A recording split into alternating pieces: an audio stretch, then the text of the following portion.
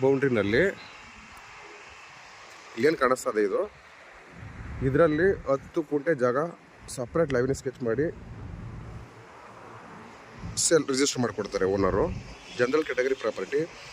ಇಲ್ಲಿ P G ಅಥವಾ restaurant ನೋಡ್ಬೋದು ನೀವು, ಅಕ್ಕಪಕ್ಕ ಎಲ್ಲ ಆಲ್ರೆಡಿ ರೆಸ್ಟೋರೆಂಟ್ ಇದೆ.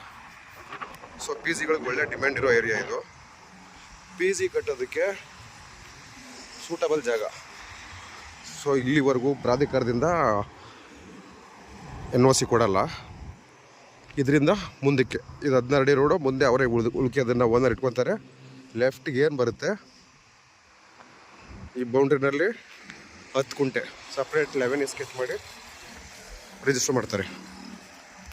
ಇದು NH 209 ನೋಡ್ಬೋದು. ಎದುರುಗಡೆ ಎಲ್ಲ ಪಿ ಜಿ ಬಿಲ್ಡಿಂಗ್ಸು. ಲಾರ್ಜ್ ಸ್ಕೇಲಲ್ಲಿ ಪಿ ಜಿ ಮಾಡ್ತೀನಿ ಅನ್ನೋರಿಗೆ ಸೂಟಬಲ್ ಜಾಗ. General category property. ಕನ್ವರ್ಷನ್ ಆಗಿಲ್ಲ, ಕನ್ವರ್ಷನ್ ಸಿಗುತ್ತೆ. ಅಗ್ರಿಕಲ್ಚರ್ ಸ್ಟೇಟಸ್ ಎಲ್ಲ ಇದೆ. ಸೊ ಇಲ್ಲಿಂದ ಸ್ವಲ್ಪ ಮುಂದೆ 1.25 ಕಿಲೋಮೀಟ್ರ್ ಹೋದರೆ ಜೈನ್ ಕ್ಯಾಂಪಸ್ಸು.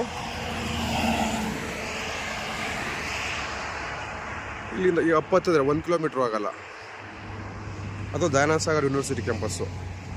ಇಲ್ಲೆಲ್ಲ ಸುತ್ತಲೂ ಇಲ್ಲಿ ಕಾಣಿಸ್ತಾವೆಲ್ಲ ಪಿ ಜಿಗಳೇ ಅಲ್ಲ, but small scale P ಜಿಗಳಿವು.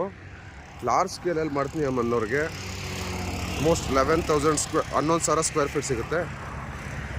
P ಜಿಗೆ ಸೂಟಬಲ್ ಜಾಗ. ಆರುವಳ್ಳಿ ಕನಕಾಪುರ ಮಧ್ಯದಲ್ಲಿ ಬರುತ್ತೆ. ಪಿ ಜಿ ಅಥವಾ ರೆಸ್ಟೋರೆಂಟ್ಗೆ ಕಟ್ಟೋದಕ್ಕೆ ಮಾಡಿಸೋ ಜಾಗ. ಒಳ್ಳೆ ಬಿಸ್ನೆಸ್ ಸ್ಪಾಟ್.